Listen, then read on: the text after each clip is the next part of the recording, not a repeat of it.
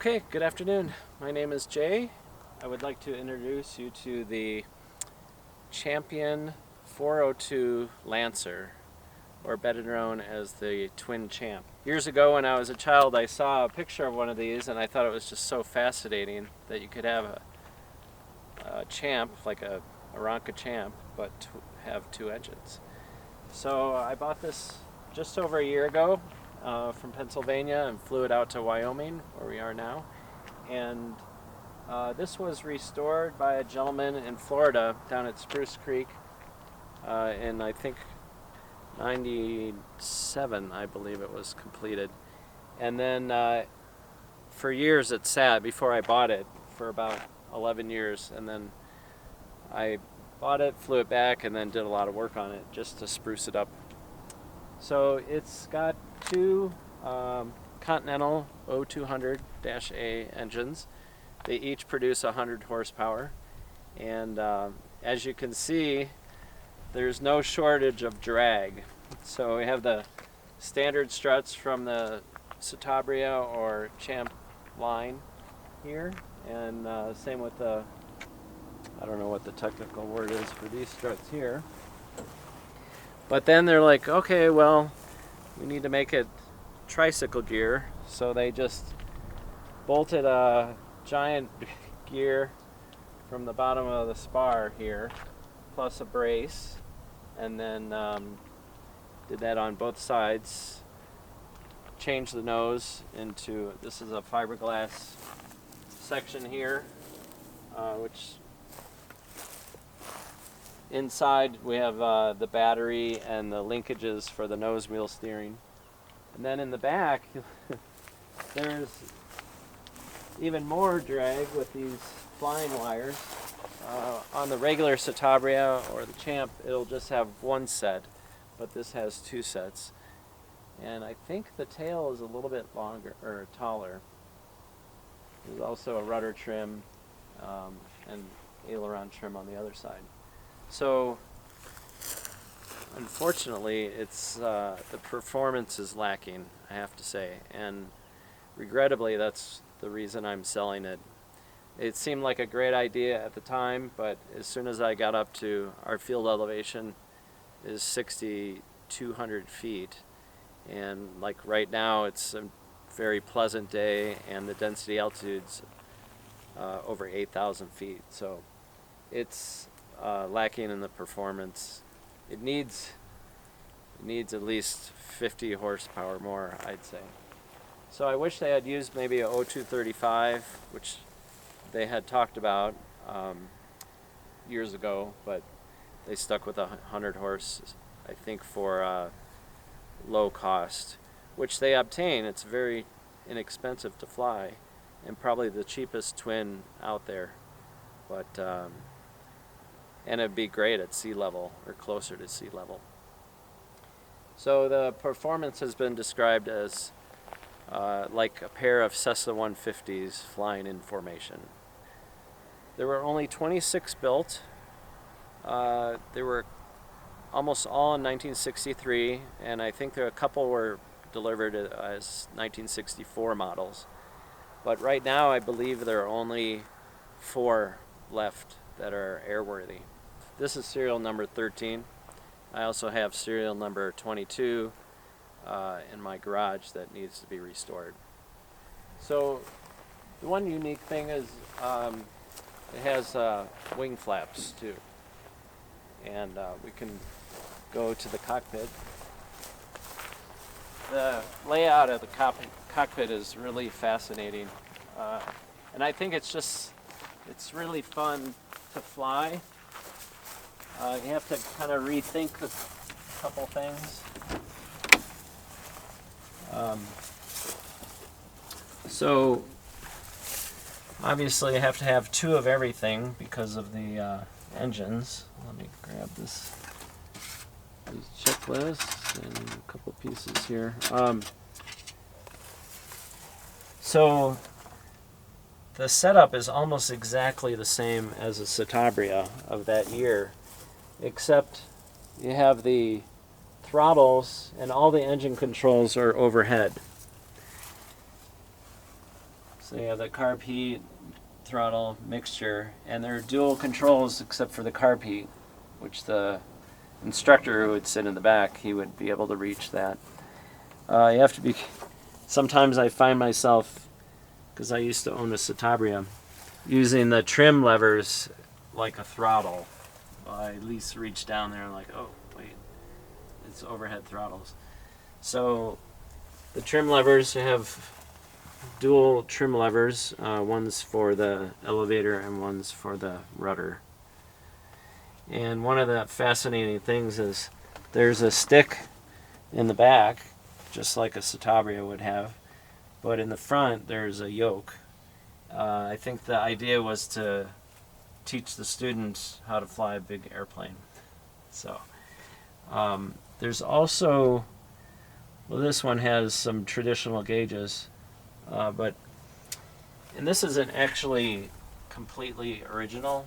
There was actually a landing gear switch down here, but they've actually put up fake landing gear switches and fake prop feather switches, so that even though the gear is down all the time, you can pretend that you're raising the gear or feathering a prop.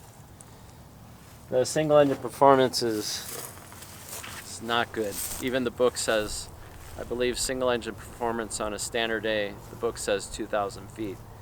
So with the field elevation here of 6,200, that's not going to happen. So when I've flown it, pretty much need to use most of the power to fly around this area here. And it'll climb. The other day it was, I think it was about 7,200 feet density altitude, and it climbed out. Well, with just me and half tanks, I got about 500 feet per minute on climb out, which isn't too bad. It's kind of like a lot of planes here, even the 172s with a couple people, they have a hard time climbing out with this density altitude.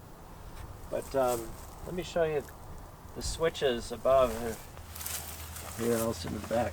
If you can see the switches, so you have the fuel gauges here, you have the primers up front, and they have original pull start levers for the engine starting up here. These have since been replaced by newer starters.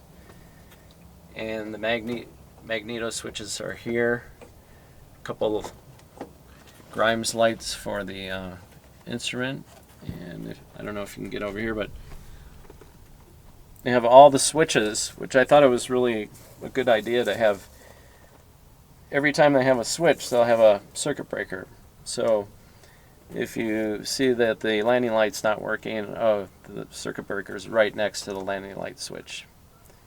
And then up front is the ammeters for each engine. It's believe it still has generators.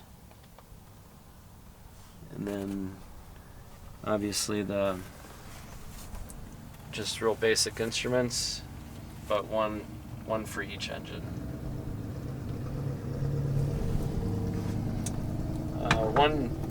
One thing it still does have is, well, you have the big pedals up front, which a little like the aft ones would be similar to Citabria, but the front ones would be kind of a mod. And then they have heel brakes. So, and they're dual heel brakes, so that the instructor can have some heel brakes too. The flap levers, manual flaps. And this one only has 3 settings. The other Citabria or the Twin Champ that I have at home has 4 flap settings, and the other one also has rear flight instruments for the instructor, and they kind of combine it with a dome light, so the instructor can see what the student is doing up front. But what I wanted to point out is the construction is, I mean, they used everything they could. So the frame is a steel tube frame, like a regular Citabria, and then fabric covered. You have wood formers in the fuselage, but then on the wing, The wing is metal, aluminum, from the wing root out to the engine. And then after the engine, the wing is fabric. And then these are aluminum, the flaps, and then all the control surfaces are also covered with fabric. Engine nacelles and the nose are fiberglass. So I think it's a true composite airplane. And it does have metal spars, which is nice. Even though at that time they were making Citabrias with wood spars still. But I think the metal spars probably needed for a certification because of the heavier weight maybe and the possible torque that you could have with the engine out. So, should I start it up?